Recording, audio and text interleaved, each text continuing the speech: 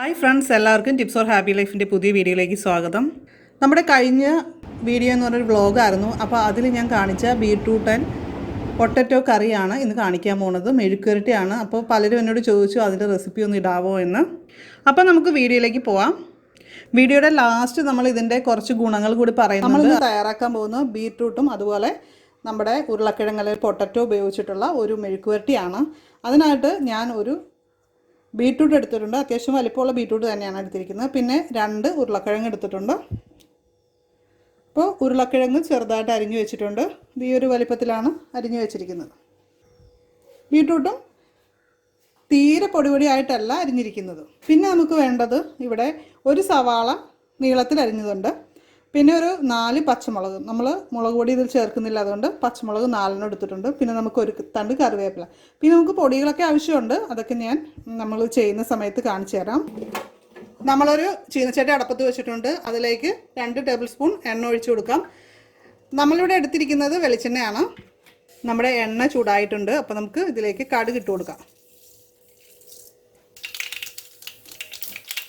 ഇവിടെ കടുക് പൊട്ടിയിട്ടുണ്ട്. ഇനി ഞാനിവിടെ സവാള അരിഞ്ഞത് അതുപോലെ പച്ചമുളക് ചേർക്കണം. ആദ്യം നമുക്ക് പച്ചമുളക് ഇട്ട് കൊടുക്കാം.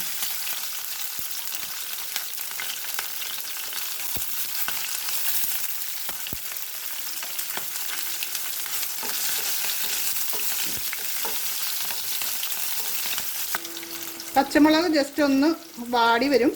അപ്പോഴേക്കും നമുക്ക് ഈ സവാള കൂടി അങ്ങ് ഇട്ട് കൊടുക്കാം. ഇപ്പം തന്നെ നമുക്ക് നമ്മുടെ കറിവേപ്പില ഇട്ട് കൊടുക്കാം ഇതിലേക്ക്.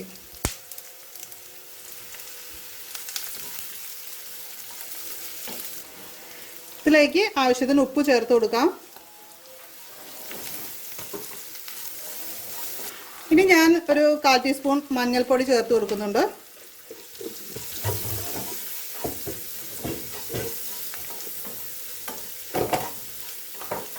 ഈ സവാളയൊക്കെ ഒന്ന് വാടി വരണം. അപ്പം നമ്മുടെ സവാളയൊക്കെ നന്നായിട്ടൊരു ട്രാൻസ്പെറൻ്റ് ആയിട്ടുണ്ട്. ഒരുപാട് മൊരിയണമെന്നില്ല. ഇനി നമുക്ക് നമ്മുടെ ബീട്രൂട്ട് അരിഞ്ഞു വെച്ചിരിക്കുന്നത് ചേർത്ത് കൊടുക്കാം. ബീട്രൂട്ടിനാണ് വേവ് കൂടുതൽ. അപ്പോൾ അതുകൊണ്ട് നമുക്ക് ബീട്രൂട്ട് ആദ്യം ചേർക്കാം.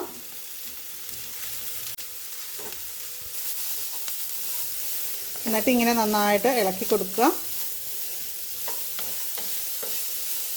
അപ്പോൾ ഇത് നന്നായിട്ട് മിക്സ് ആയിട്ടുണ്ട്. ഇനി നമ്മളൊന്ന് മൂടി വെക്കാനാണ് പോകുന്നത്.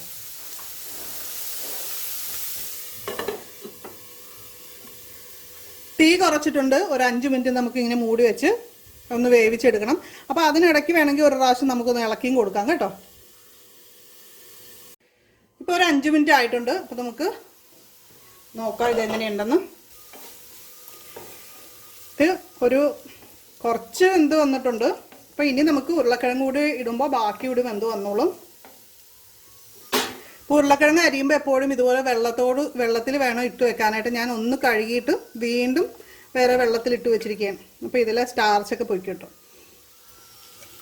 അപ്പോൾ ഉരുളക്കിഴങ്ങ് ഞാൻ ഇട്ട് കൊടുക്കുകയാണ്.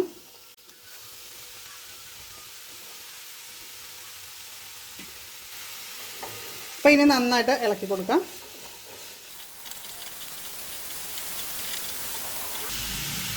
വീണ്ടും നമുക്ക് ഒരു 5 മിനിറ്റ് മൂടി വെച്ച് വേവിച്ചെടുക്കുകയാണ് വേണ്ടത്. അപ്പോൾ ഇടയ്ക്കൊന്ന് ഇളക്കി നേരത്തെ പറഞ്ഞ പോലെ കൊടുക്കാം.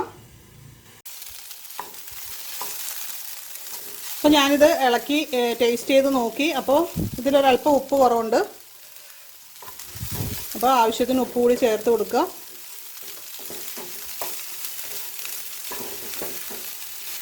ഉപ്പ് ഒരിക്കലും ആദ്യം തന്നെ എല്ലാം കൂടി ഇട്ട് കൊടുക്കണ്ട.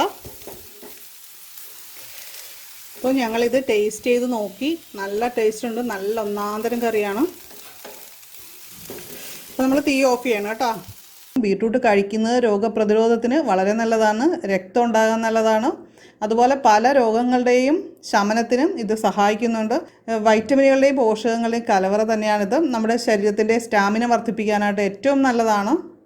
അമിതവണ്ണം കുറയ്ക്കാനായിട്ടും ഇത് നല്ലതാണ്. പക്ഷേ വണ്ണം കുറയ്ക്കാനായിട്ട് ആഗ്രഹിക്കുന്നവർ നമ്മൾ ഈ ഒരു കറി വയ്ക്കുന്ന സമയത്ത് പൊട്ടറ്റോയുടെ അളവ് കുറച്ച് വേണം ചേർക്കാനായിട്ട്. കാരണം പൊട്ടറ്റോ നമ്മുടെ വണ്ണം കൂട്ടുന്ന ഒരു കാര്യമാണ്. ബീട്രൂട്ട് നമുക്ക് പാകം ചെയ്തും അല്ലാതെയും ഒക്കെ നമുക്ക് കഴിക്കാം. ജ്യൂസായിട്ടും ഒക്കെ കഴിക്കുന്നത് ആരോഗ്യത്തിന് നല്ലതാണ്.